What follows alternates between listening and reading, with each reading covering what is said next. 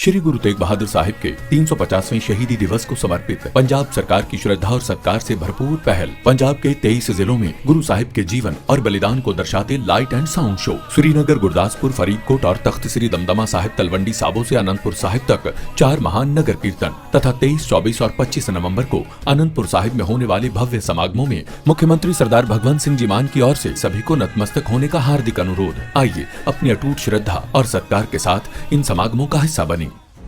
KP ओली की party में तख्ता पलट, ईश्वर पोखरेल ने पार्टी पर ठोका दावा। पोखरेल के विद्रोही रुख देखकर सहमे केपी।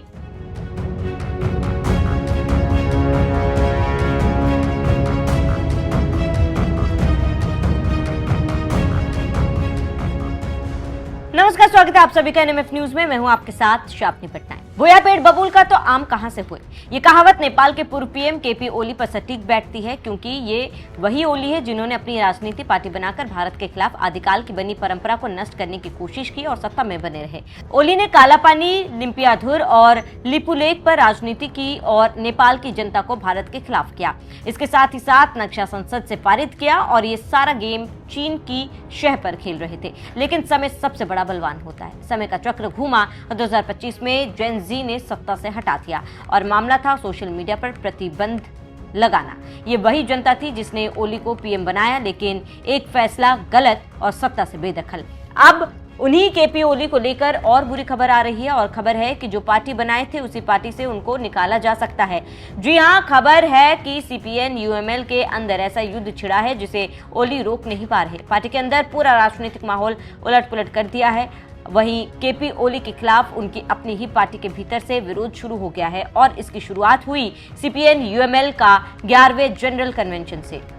और जहां चुनाव में ओली को चुनौती दे रहे हैं, उनके समक्ष नेपाली पत्रकारों की माने तो ओली को विश्वास था कि इस बार भी वही पार्टी के नेता चुने जाएंगे। और इसी को लेकर ओली ने पार्टी पदाधिकारियों के सामने कहा, पार्टी अपने अनुशासन और एक मन से आगे बढ़ रही है और आगे भी इसी अनुशासन से आगे जाएगी। पदाधिकारियों और कार्यकर्ताओं को संबोधित करते समय उनका लहजा सधा हुआ था, जैसे वो पहले से तय मान कर चल रहे थे कि चेयरमैन के रूप में उनकी तीसरी पारी लगभग पक्की है।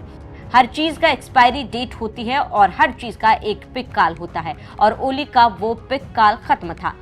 तभी तो ईश्वर पोखरेल ने खड़े होकर ओली के सामने अपनी उम्मीदवारी का ऐलान कर दिया, जिसको देखकर ओली हक्का बक्का रह गए। सूत्रों की माने तो ओली उस पल हैरान रह गए, क्योंकि यह पहली बार था जब किसी बड़े नेता ने उन्हें सीधे चुनौती दी थी। नेपाल के लीडिंग समाचार पत्रों में सूत्रों से खबर छपी है कि पोखरेल ने साफ कहा है कि ओली जी के 2 टर्म पूरे हो चुके हैं, अब दूसरों की बारी है। इतना सुनते ही पूरे हॉल में सन्नाटा छा गया और सब पदाधिकारी एक दूसरे का चेहरा देखने लगे। इसी बात को पत्रकार कह रहे हैं कि इस बात से पूरी पार्टी के अंदर चल रहे घमासान को दिखाता है। ईश्वर के बयान के बाद ओली मनाने लगे, लेकिन ईश्वर पीछे हटने को तैयार नहीं थे। इससे समझा जा सकता है कि अब ओली की विदाई उनकी ही बनाई पार्टी से होने वाला है। जानकारों का कहना है कि जिस पार्टी को बनाकर पीएम बने और फिर सत्ता आई, अब उसी पार्टी में उनको बेदखल किया जा रहा है। जानकारी देते चले कि ओली ने यूएमएल को एक मजबूत राजनीतिक मशीन में बदला। सत्ता सुख भोगा, लेकिन फिर कमान चाहते थे, लेकिन ईश्वर खूंटा गाड़ कर बैठ गए हैं। पोखरेल वो नेता है जो लंबे समय तक पार्टी के भीतर काम करते रहे। उनकी छवि एक संगठन निर्माता की है और यही बात उन्हें उन कैडरों का समर्थन दिला रही है कि कई दिग्गज नेताओं ने पहले ही ओली पर दबाव बनाया था कि वे हट जाएं और नई लीडरशिप को आगे बढ़ने दें।